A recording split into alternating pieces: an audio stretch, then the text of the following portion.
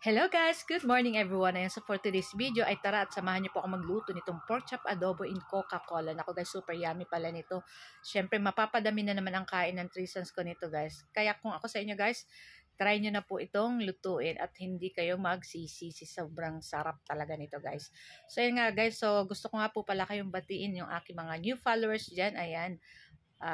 Thank you so much po sa pag-follow ng Mamshi and Trisan. Sa mga hindi pa po naka-follow, ayan, pa-follow na lang po ng aming page para lagi po kayong updated sa aming mga bagong videos. Ayun na nga guys, so nagpainit na tayo dyan ng ating kawali at naglagay na tayo dyan ng mantika. At pag mainit na, igasa na natin dyan yung ating bawang at sibuyas. Ayan, halu-haluin lang natin yan guys.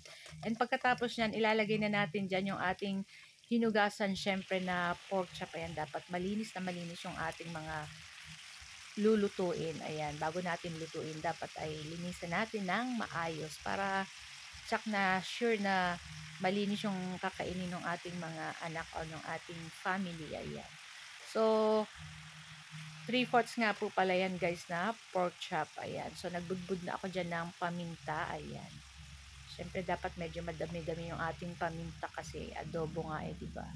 So, yun na nga guys. So, after nyan, maglalagay na rin tayo ng ating laurel. Ayan. Nako, ang bango-bango na guys. Saka naglagay na tayo ng toyo dyan. Ayan. Kayo na lang po bahala mag-estimate ng toyo. Ayan. After nyan guys, halu-haluin lang ng konti. Ayan. Katapos nyan guys, maglalagay na tayo dyan ng suka. Ayan.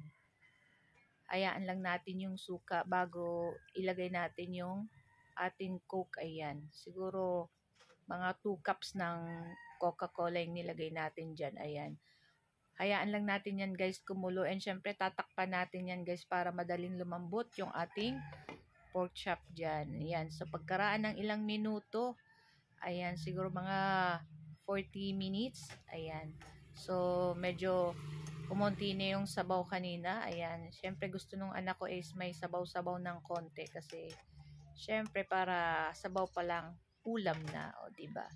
So nga guys, so ilang minuto lang ipapatay na rin natin dyan yung ating apoy at luto na yan guys. So tara na guys at samahan nyo na po kaming mag-lunch ng aking 3 sons. So napakasimple lang nito guys kaya try nyo na po itong lutuin. Ayan, para maiba naman po yung luto natin sa ating adobo. Ayan. So ayan lang guys ang aming video today. Sana ay nag-enjoy po kayo. And sa lahat po na nagsishare ng aking mga video, ayan, sa mga nagre-react, nagko-comment, maraming salamat po sa inyong lahat. At see your next video po again. Tara na guys, at samahan nyo na po kami mag-lunch. So, happy lunch time everyone. Naku guys, ang taba nito. Melts in your mouth talaga guys. Super yummy. Thank you for watching. Ciao! Babu, kain na na.